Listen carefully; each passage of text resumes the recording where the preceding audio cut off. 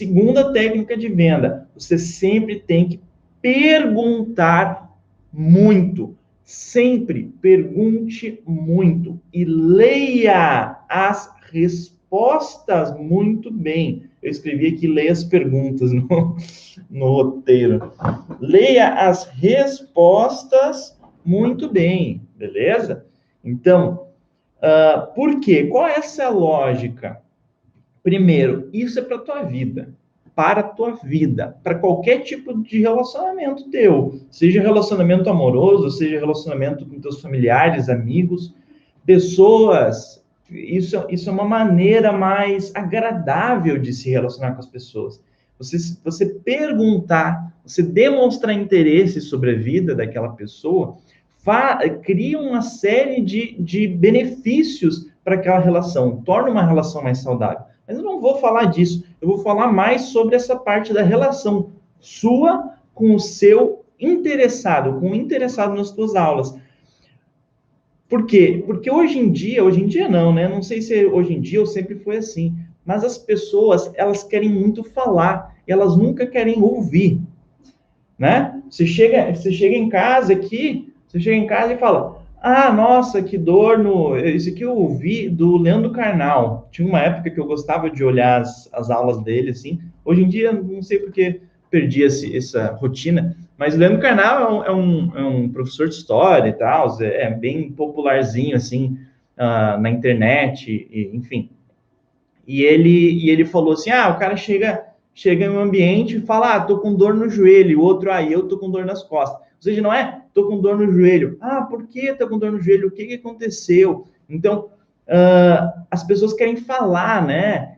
Vai ver conversa entre duas pessoas, é eu para um lado, né? Então, eu saí eu, sei lá, fiz uma viagem para a França uma vez, foi muito legal. Eu fui para a Itália no mês passado. Eu tenho 2 filhos. Tu acredita que eu tenho 3? Eu. Todo mundo quer falar de si, ninguém quer perguntar sobre o outro. E o que acontece? Quando alguém pergunta sobre o outro, a pessoa passa a gostar muito dessa pessoa. Pega, se tu vai falar de ti para alguém e essa pessoa que ouviu pergunta mais, e daí você fica até meio estranho, daí você fala mais, ela pergunta, você fala, você vai achar que ela é uma pessoa muito legal, mesmo que subconscientemente, emocionalmente. Sabe quando você fala assim, fui com a cara daquela pessoa, achei aquela pessoa legal, beleza? Como fazer isso? Como se tornar a pessoa em que as outras acham legal? Fazendo exatamente isso. Tá, Lucas, por que tu está falando isso numa aula de captação de alunos, pelo amor de Deus? Sabe por quê? Porque entre um professor que tu acha legal e um professor que tu não acha legal, tu vai preferir o professor que tu acha legal. Entende? E entre pagar R$ 600 por mês, vamos supor que 600 seja um preço alto, né? Então, vamos supor, sei lá, aquele aluno esperava pagar 300 e você chega e fala que é 600 a hora. Ele pode pagar 600, mas entre pagar 600 para um professor chato ou para um professor zero, para um professor neutro e para um professor legal, ele vai preferir pagar mais para o professor legal.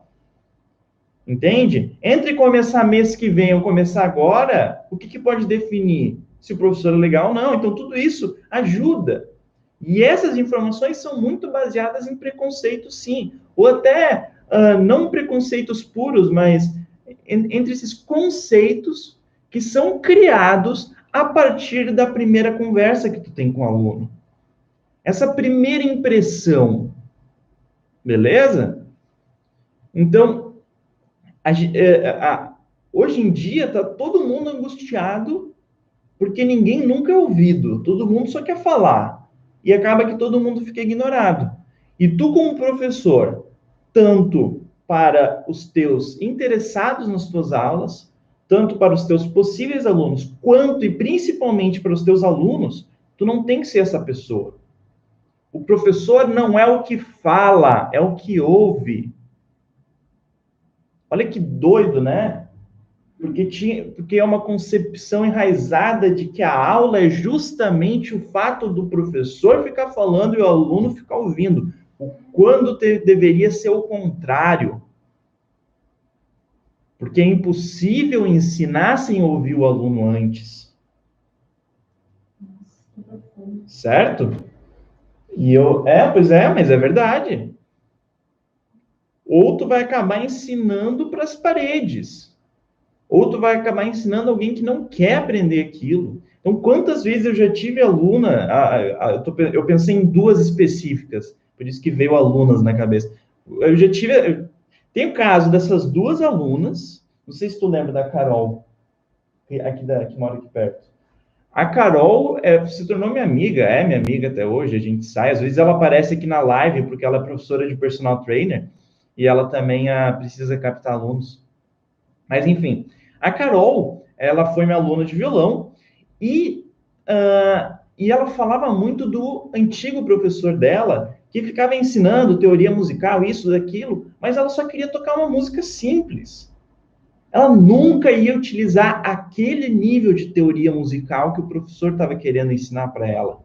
Foi por quê? Porque ele não soube ouvir ela, ouvir as necessidades dela, ouvir o que ela queria aprender, ouvir o objetivo dela. Então, o professor tem que ser mais o cara que ouve. E ainda mais quando é um possível aluno, quando é um interessado nas tuas aulas. Porque o que ele vai pensar? Ele vai pensar, pô, se esse cara não me ouve antes de ter aulas com ele, imagina quando eu começar a ter aulas com ele, que eu já vou estar pagando. Ele não vai me ouvir, ele não vai querer saber se eu quero aprender uma coisa, se eu não quero, se eu quero aprender a tocar tal música, se eu quero viajar para tal país e aprender tal idioma de tal jeito, se eu quero... entendeu? Então, você tem que ser um bom ouvinte. Sendo um bom ouvinte, o professor o seu possível aluno vai gostar de você. Ele gostando de você, você vai conquistar ele melhor, para ele se transformar no seu aluno. E o que eu falei? Por que eu falei? Eu falei que a técnica que eu ia ensinar, a técnica número 1, era uma técnica que fazia você ter tempo de conversa. A técnica número 2 é uma técnica que tem que estar presente ao longo da conversa inteira, que é a técnica que eu estou falando para vocês agora. O que deve estar presente ao longo da conversa inteira? Você perguntar mais do que falar. E sempre prestar atenção muito bem nas respostas. Você tem que, além de... E é uma coisa... A gente já vai falar disso. Então, a decisão do aluno aqui, nesse caso, ela vai ser baseada no emocional dele, muito baseada no emocional. Né? Eu gostei daquele professor. Né? Eu fui com a cara daquela pessoa. E ela não é. As decisões das pessoas não são no racional. Não são no... esse professor dá 1h20 de aula, então 1 minuto da aula dele é tanto. Aquele professor, ele dá só 1 hora. Mas aquele professor, ele repõe os feriados. Então, vamos calcular aqui quantos feriados tem no ano para ver se eu ganho mais pagando R$45 a hora com esse ou R$42,50 com esse. Ninguém faz isso, pelo amor de Deus. Né? Então, as pessoas não compram, não agem pelo racional. Né? Ainda mais... Sim, se eu for comprar uma caneta, eu não ajo no racional.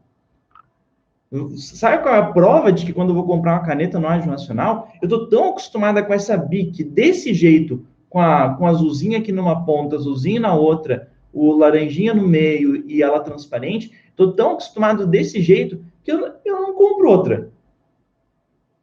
Tu não vê eu aqui, ó, eu só tenho caneta assim. Eu vou no mercado, eu vou direto na Bic, transparente minha vida inteira. Sacou? Por quê? Sei lá, me acostumei, adquiri um contato emocional com a caneta. Se com uma caneta a minha decisão é emocional, imagina com um professor, que é alguém que eu vou ter que ter contato semanalmente, ou alguém que eu vou ter que olhar os cursos, ou alguém que eu vou ter que consumir o conteúdo, entende? Imagina com um professor. Então, a decisão é muito emocional.